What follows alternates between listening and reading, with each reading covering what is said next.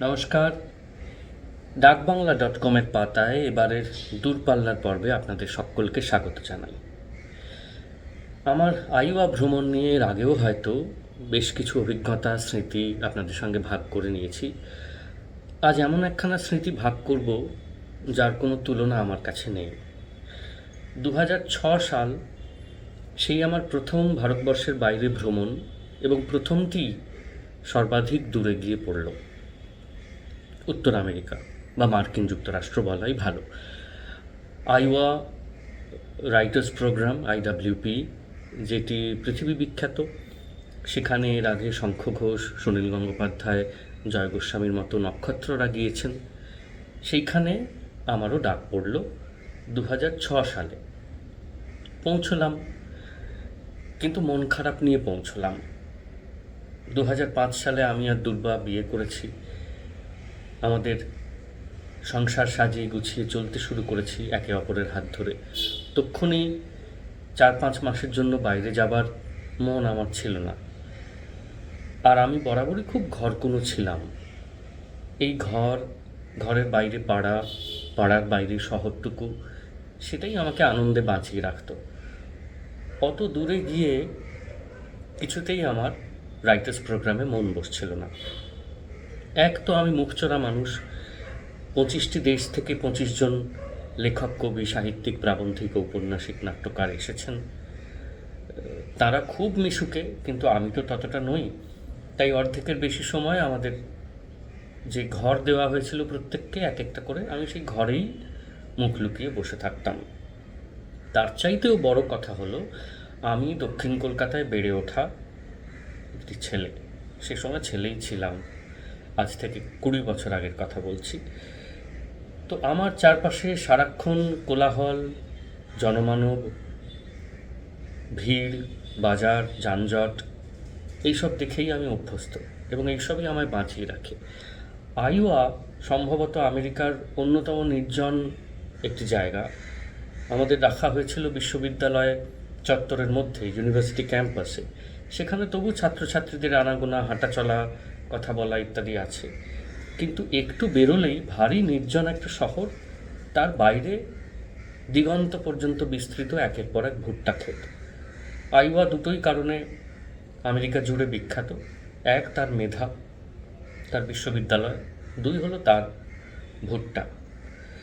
তো এর মধ্যে গিয়ে পড়ে আমার যথেষ্টই অস্বস্তি হতে শুরু হলো। একা লাগতে লাগলো। বহু জনতার মাঝে অপূর্ব একা যাকে বলে, সেই রকম একা মনে হতে লাগলো নিজেকে।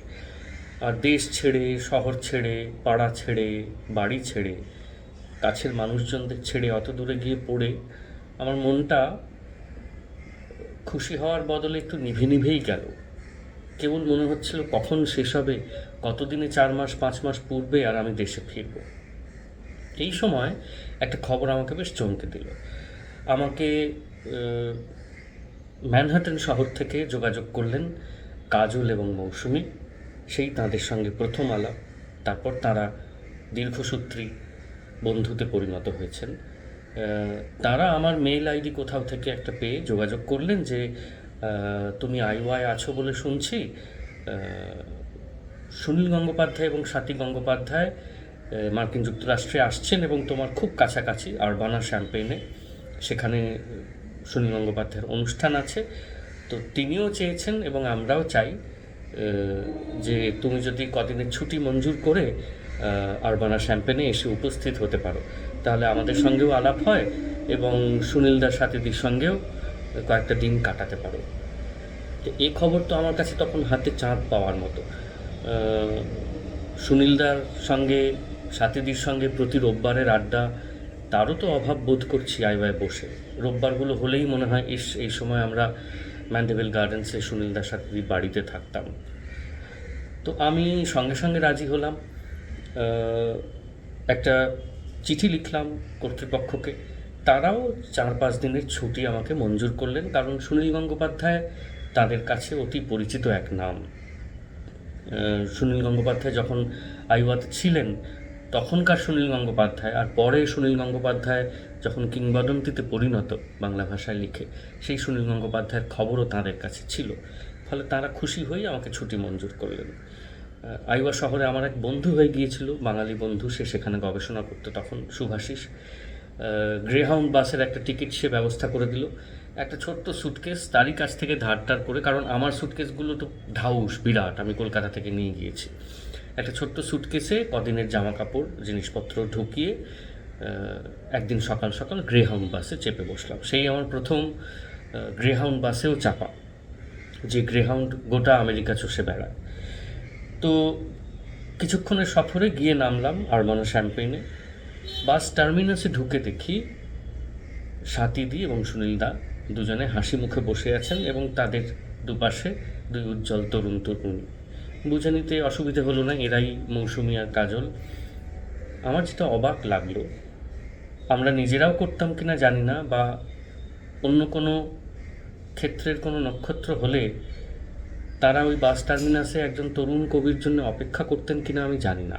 হয়তো তারা নিজেরা নিজেদের জায়গায় চলে যেতেন, বলতেন শ্রীজাত এলে নিয়ে এসো, আমরা ক্লান্ত, আমরা বাড়ি চলে যাচ্ছি বা হোটেল চলে যাচ্ছি, যাই হোক। কিন্তু সুনীলদা সাথীদি ওখানে নেমে আমি আসবো শুনে অপেক্ষা করছিলেন। কতখানি ভালোবাসা থাকলে, সৌজন্য থাকলে, সহবত থাকলে, ধৈর্য থাকলে এটা করা যায়, ভাবলে আমাকে বিস্মিতই হতে হয়। তো আমরা এগোলাম পায়ে পায়ে। আমরা পৌঁছলাম সেখানে একজন অধ্যাপক মানুষ থাকেন, অধ্যাপক বেরা, তার প্রাসাদোপম বাড়িতে, যার পিছনেই একটা বিরাট হ্রদ। তিনি সুনীলদার সাথীদিকে তো খুব যত্ন করে রাখলেনই, আমি বুঝলাম তিনি কাজলদা মৌসুমীদেরও পূর্ব পরিচিত, এবং আমাকেও ভারী যত্ন আত্তি করলেন। তো 2-3 দিন আমরা একটু ঘুরলাম, এদিক ওদিক দেখলাম। তৃতীয় বা চতুর্থ দিন সুনীলদার অনুষ্ঠান। এখানে বলি, আরবানা শ্যাম্পেন এই বিশ্ববিদ্যালয়ের সঙ্গে বাঙালির একটা নিবিড় যোগ অনেক দিনের, কারণ আপনারা নিশ্চয়ই অনেকেই জানেন যে রথীন্দ্রনাথ ঠাকুর সেখানে পড়তেন, এবং সেই সূত্রে রবীন্দ্রনাথ একাধিকবার আরবানা শ্যাম্পেন ইউনিভার্সিটিতে গেছেন। তো তার মূর্তিও সেখানে আছে, তিনি যে ঘরটায় থাকতেন সেটাও আছে।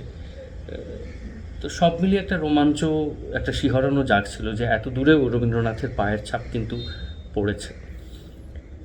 তো যেদিন সুনীলদার অনুষ্ঠান, সেদিন আমরা সবাই গেছি খুব খুব আনন্দিত হয়ে। আর আমার তো খুবই ভালো লাগছে যে এত দূরে এসেও সুনীলদার কবিতা পড়া শুনতে পাবো, তার সঙ্গে আড্ডা দিতে মানুষজন আসছেন দূর দূরান্ত থেকে।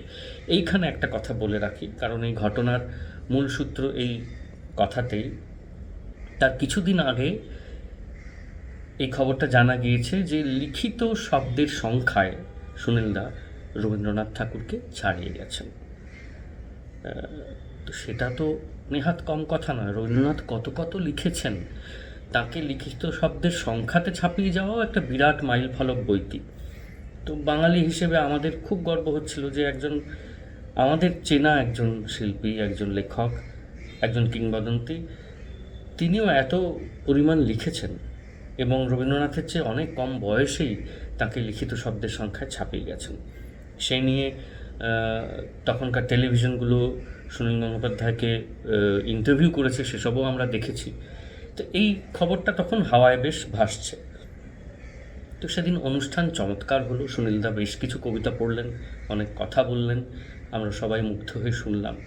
শেষে একটি প্রশ্নোত্তরের পর্ব ছিল, যে যেমন চাইবেন প্রশ্ন করতে পারেন। সেখানে অনেক সাহেব মেমও ছিলেন, মার্কিন নাগরিকরা তো ছিলেনই, এবং বাঙালিও বেশ কিছু মানুষজন ছিলেন। তো একজন বাঙালি দাঁড়িয়ে উঠে প্রশ্ন করলেন যে সম্প্রতি আপনি লিখিত শব্দের সংখ্যার দিক থেকে রবীন্দ্রনাথকেও ছাড়িয়ে গেছেন, আপনার ঠিক কী অনুভূতি?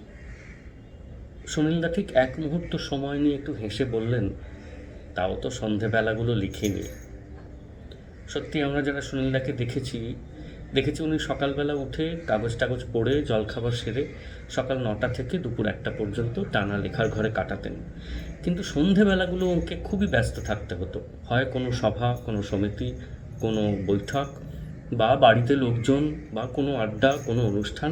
সন্ধেবেলা কোনো দিনই সুনীলদার লেখার সুযোগ হতো না, উনি লিখতেনও না। কথা সেটা নয়, কথা হচ্ছে এই রকম কোনো একটা মাইল ফলকে দাঁড়িয়ে অন্য কারোর প্রতিক্রিয়া কী হতো আমি জানি না, কিন্তু সুনীল গঙ্গোপাধ্যায়কে দেখে এইটা শেখার চেষ্টা করতাম যে যে কোনো স্বীকৃতি, সাফল্য তাকে কি কৌতুকময় তাচ্ছিল্যে এড়িয়ে যাওয়া যায়? এমন মানুষই তো অমরত্বকে তাচ্ছিল্য করতে পারেন, আর অমরত্বও তো তাঁকেই মানায়। এই ঘটনাটা আজ মনে পড়ল। এর নিশ্চয়ই রেকর্ডিং কারোর কাছে থেকে থাকবে, কেউ কেউ সাক্ষী থেকে থাকবেন, কারো কারো মনে থেকে থাকবে। আমার কাছে ছিল এই স্মৃতি, সেটুকুই আপনাদের সঙ্গে ভাগ করে নিলাম। খুব ভালো থাকবেন, আবার দেখা হবে।